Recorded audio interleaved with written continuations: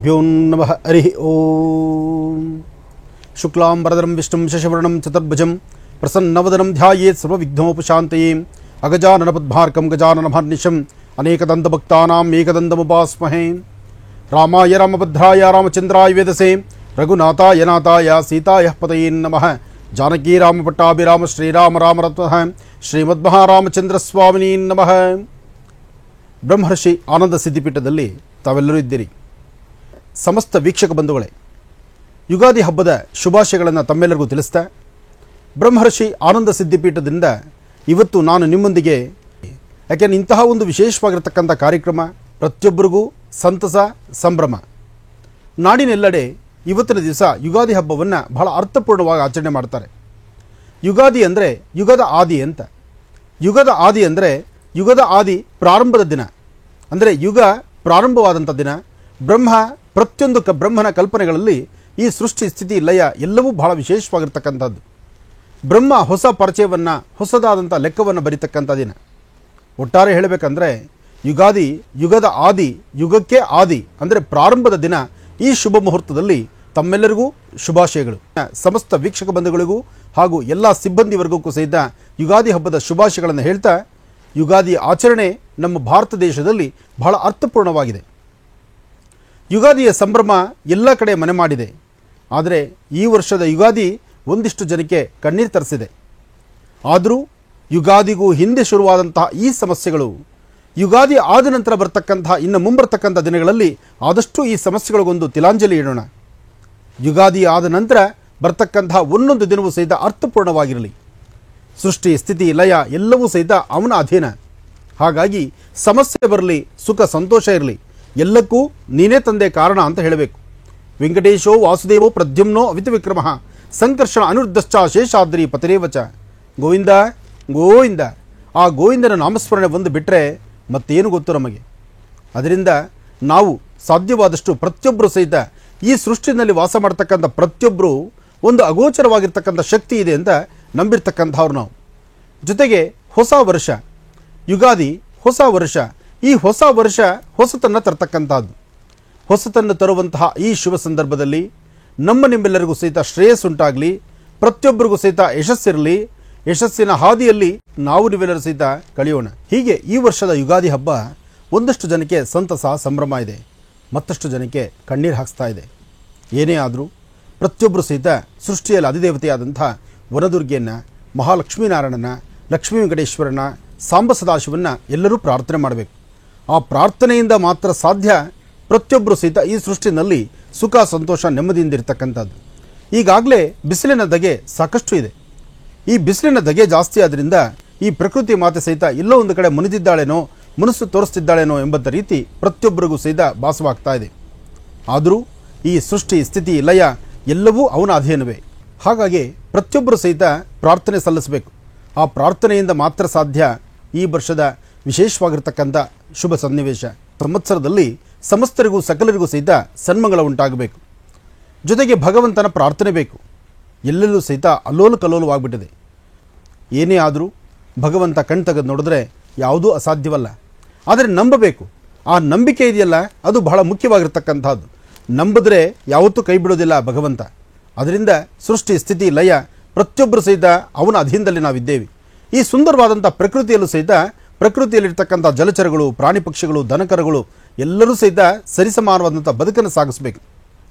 ಬರೀ ನಮ್ಮೊಬ್ಬರ ಬದುಕು ಸಾಲದು, ನಾವೊಬ್ಬರು ಬದುಕಿದ್ರೆ ಸಾಲದು। ಈ ಸೃಷ್ಟಿಯಲ್ಲಿರ್ತಕ್ಕಂಥ ಪ್ರತಿಯೊಬ್ಬರು ಬದುಕಬೇಕು।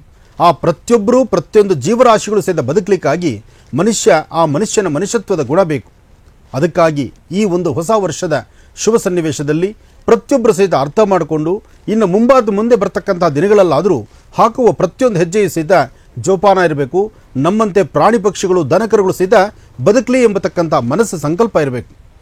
ಯುಗಾದಿ ಹಬ್ಬದ ಶುಭಾಶಯಗಳನ್ನು ತಮ್ಮೆಲ್ಲರಿಗೂ ತಿಳಿಸ್ತಾ, ಇನ್ನು ಆಯವ್ಯಯಗಳ ಬಗ್ಗೆ, ಲಾಭ ನಷ್ಟಗಳ ಬಗ್ಗೆ, ಆದಾಯ ವ್ಯಯಗಳ ಬಗ್ಗೆ ಅದ್ರ ಬಗ್ಗೆನೂ ತಿಳ್ಕೊಳ್ಬೇಕಲ್ವಾ। ಇಲ್ಲಿ ಚೆನ್ನಾಗಿ ಅರ್ಥ ಮಾಡ್ಕೊಳ್ಳಿ। ನಿಮ್ಮ ಲಾಭ ನಷ್ಟ, ನಿಮ್ಮ ಸಂಪಾದನೆ ಎಷ್ಟು, ನಿಮ್ಮ ಸುಖ ದುಃಖ ಏನು, ನಿಮ್ಮ ಕಷ್ಟ ಕಾರ್ಪಣ್ಯಗಳೇನು ಎಂಬತಕ್ಕಂಥದ್ದನ್ನು ಈ ಭಾಗದಲ್ಲೇ ತಿಳ್ಕೊಳ್ಳುವಂಥದ್ದು। ಹಾಗಾಗಿ ಇವತ್ತು ಬಹಳ ಅದೃಷ್ಟವೇ ಸರಿ। ಹೊಸ ವರ್ಷ, ಹೊಸತನ, ಎಲ್ಲೆಲ್ಲೂ ಸಹಿತ ಹಚ್ಚ ಹಸಿರು। ಈ ಹಚ್ಚ ಹಸಿರಿರ್ತಕ್ಕಂಥ ಈ ಶುಭ ದಿನ, ಯಾಕೆಂದರೆ ವಸಂತ ಕಾಲ, ವಸಂತಕಾಲ, ಹೊಸ ಚಿಗುರನ್ನು ನೋಡ್ತಕ್ಕಂಥದ್ದು. ಈ ಸುಂದರವಾದಂಥ ಪ್ರಕೃತಿಯಲ್ಲಿ ಹೊಸ ವರ್ಷ ಯುಗಾದಿ. ಯುಗಾದಿ ಅಂದರೆ ಯುಗದ ಆದಿ. ನೋಡಿ, ಈ ಪ್ರಕೃತಿ ಮಾತ ಸಹಿತ ನಮ್ಮ ಹಿಂದುತ್ವದಲ್ಲಿ ಭಾರತೀಯ ಹಿಂದೂ ಸನಾತನ ಧರ್ಮಕ್ಕೆ ಎಷ್ಟು ಒಗ್ಗೊಂಡಿದೆ ಅಂತಕ್ಕಂಥದ್ದು. ಅಂದರೆ ಹಿಂದುತ್ವಕ್ಕೆ ಸಂಬಂಧಪಟ್ಟದ್ದು, ಧರ್ಮ, ಸಂಸ್ಕೃತಿ, ಸಂಪ್ರದಾಯಕ್ಕೆ ಸಂಬಂಧಪಟ್ಟಂಥ ಈ ಒಂದು ತಾತ್ಪರ್ಯ ವಿಶೇಷವಾಗಿರ್ತಕ್ಕಂಥ ಅಂಶ ಈ ಪ್ರಕೃತಿಯ ಮಡಿಲಲ್ಲಿದೆ. ಇದೇ ಹೊಸ ವರ್ಷ ಅಂದರೆ ಸಾಕಷ್ಟು ಜನ ತಿಳ್ಕೊಳ್ಳೋದೇನಪ್ಪ ಅಂದರೆ ಜನವರಿ 1ನೇ ತಾರೀಕು ಬಂತು ಅಂದರೆ ಮಧ್ಯರಾತ್ರಿ ಅವ್ರದೇ ಆದಂಥ ಸ್ವಂತ ಒಂದು ಖುಷಿ ಮೇಲೆ ಹೊಸ ವರ್ಷವನ್ನು ಆಚರಣೆ ಮಾಡ್ತೀರಿ. ಅದೆಲ್ಲ ಹೊಸ ವರ್ಷ. ಹೊಸ ವರ್ಷ ಹೊಸತನವನ್ನು ತರ್ತಕ್ಕಂಥದ್ದು, ಹೊಸ ಚಿಗುರನ್ನು ಕಾಣುವಂಥದ್ದು. ಈ ಪ್ರಕೃತಿ ಮಾತೆಯ ಮಡಿಲಲ್ಲಿ ಪ್ರಕೃತಿ ನಮಗೆ ತೋರಿಸುವಂಥ ಈ ಹಚ್ಚ ಹಸಿರಿನ ಈ ಶುಭ ಸನ್ನಿವೇಶದಲ್ಲಿ ಹೊಸ ವರ್ಷವನ್ನು ಆಚರಣೆ ಮಾಡುವಂಥದ್ದು. ಇದು ನಮ್ಮ ಸಂಪ್ರದಾಯ, ಇದು ನಮ್ಮ ಪದ್ಧತಿ. ಅದಕ್ಕಾಗಿ ಹೊಸ ವರ್ಷ ಜನವರಿ ಇರ್ತಕ್ಕಂಥದ್ದು. ಯಾಕೆಂದರೆ ನಾವು ಎಲ್ಲವನ್ನೂ ಸಹಿತ ಸ್ವಾಗತಿಸ್ತೀವಿ, ಎಲ್ಲವನ್ನೂ ಆರಾಧಿಸ್ತೀವಿ, ಎಲ್ಲರನ್ನೂ ಪ್ರೀತಿಸ್ತೀವಿ, ಎಲ್ಲ ವರ್ಗದ ಎಲ್ಲ ಧರ್ಮದ ಜನಗಳನ್ನು ಸಹಿತ ಬಾಚಿ ತಬ್ಕೊಳ್ತೀವಿ. ಆದರೆ ನಮ್ಮ ಭಾರತೀಯ ಸಂಸ್ಕೃತಿ ಹಿಂದೂ ಸನಾತನ ಧರ್ಮದಲ್ಲಿ ಸಾಕಷ್ಟು ವಿಶೇಷತೆ ಇದೆ. ಆ ಯುಗದ ಆದಿ ಬಂದಾಗ, ಯುಗದ ಆದಿ ಯುಗಾದಿ ಇವತ್ತು ಪ್ರಾರಂಭ. ನೀವು ಎಲ್ಲಿಂದೆಲ್ಲಿ ಕಣ್ಣಾಯಿಸಿದ್ರು ಸಹಿತ ಈ ಪ್ರಕೃತಿ ಮಾತೆ ಸಹಿತ ಈ ಹಬ್ಬವನ್ನು ಆಚರಿಸ್ತಾ ಇದ್ದಾಳೆ. ಹಚ್ಚ ಹಸಿರು ನೋಡ್ತಿದ್ದೀವಿ, ಸುಂದರವಾದಂಥ ಪದಾರ್ಥಗಳನ್ನು ನೋಡ್ತಿದ್ದೀವಿ.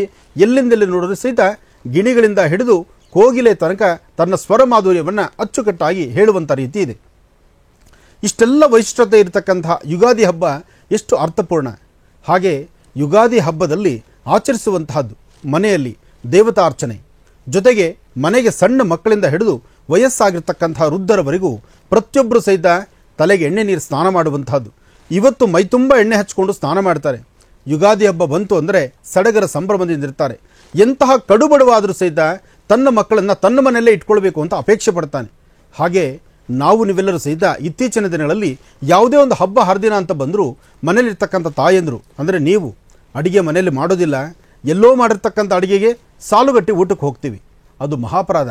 ಹಬ್ಬ ಅಂತ ಬಂದಾಗ ಮನೇಲಿ ದೇವರು ನಮಗೇನು ಶಕ್ತಿ ಕೊಡ್ತಾನೋ ಕೊಟ್ಟಂಥ ಶಕ್ತಿಯನ್ನು ಲಕ್ಷಣವಾಗಿ ಅಡುಗೆ ಮಾಡಿ ಮನೆ ಮಂದಿ ಎಲ್ಲರೂ ಸಹಿತ ಸಾಮೂಹಿಕವಾಗಿ ಕೂತು ಊಟ ಮಾಡಿದಾಗ ಆಗ ಸಿಗುವಂಥ ಸಂತೋಷ ಇದೆಯಲ್ಲ, ಹಬ್ಬ ಅದು ಹೇಳ್ತೀರ್ದು. ಆದಿತ್ಯಾದಿ ನವಗ್ರಹದ ಪ್ರಾರ್ಥನೆ ಮಾಡಿ, ನಮಸ್ಸೂರ್ಯಾಯ ಚಂದ್ರಾಯ ಮಂಗಳಾಯ ಬುಧಾಯ ಚ ಗುರು ಶುಕ್ರ ಶನಿಭ್ಯಶ್ಚಾರಾಹವೇ ಕೇತುವೆ ನಮಃ. ಆದಿತ್ಯಾದಿ ನವಗ್ರಹಗಳ ಪ್ರಾರ್ಥನೆ, ಗಣಪತಿ ಆರಾಧನೆ, ನಿಮ್ಮ ಕುಲದೇವತಾ ಪ್ರಾರ್ಥನೆ. ಮನೆಯಲ್ಲಿ ಪಂಚಾಂಗವನ್ನಿಟ್ಟು ಪೂಜೆ ಮಾಡ್ತಿದ್ರೆ ಒಮ್ಮೆ ನಿಮ್ಮ ಎರಡೂ ಹಸ್ತಗಳನ್ನು ಪಂಚಾಂಗದ ಮೇಲಿಟ್ಟು ಪ್ರಾರ್ಥನೆ ಮಾಡಿ. ಜಗದ ಪಿತರ ಮುಂದೆ ಪಾರ್ವತಿ ಪರಮೇಶ್ವರು, ತಂದೆ ತಾಯಿಗಿನ ದೊಡ್ಡವರು ಯಾರೂ ಅಲ್ಲ. ಭಾರತ ದೇಶಕ್ಕೆ ನಮಸ್ಕಾರ ಮಾಡಿ, ಅಂದರೆ ಈ ಭೂತಾಯಿನ ಮುಟ್ಟಿ ನಮಸ್ಕಾರ ಮಾಡಿ. ನಾವು ನಿಂತಹ ನೆಲ ಸುರಕ್ಷಿತವಾಗಿರಲಿ, ನೆಮ್ಮದಿಯುತವಾಗಿರಲಿ, ಸ್ವಚ್ಛಂದದ ಬದುಕಿರಲಿ. ಈ ಇರ್ತಕ್ಕಂಥ ಜಲಚರಗಳಿಂದ ಪ್ರಾಣಿ ಪಕ್ಷಿಗಳು ದನಕರುಗಳು ಲೋಕ ಕಲ್ಯಾಣಾರ್ಥವಾಗಿ ಜೈ ಜವಾನ್ ಜೈ ಕಿಸಾನ್, ರೈತರು ನೆಮ್ಮದಿಯಾಗಿರಲಿ ಹಾಗೂ ಜೊತೆಗೆ ಯೋಧರು ಚೆನ್ನಾಗಿರಲಿ ಅಂತ ನಾವು ಪ್ರಾರ್ಥನೆ ಮಾಡ್ತಾ ರಾಶಿಫಲದ ಕಡೆ ಒಂದಷ್ಟು ಆಲಿಸೋಣ. ಸಿಂಹರಾಶಿ ಸಿಂಹಲಗ್ನ.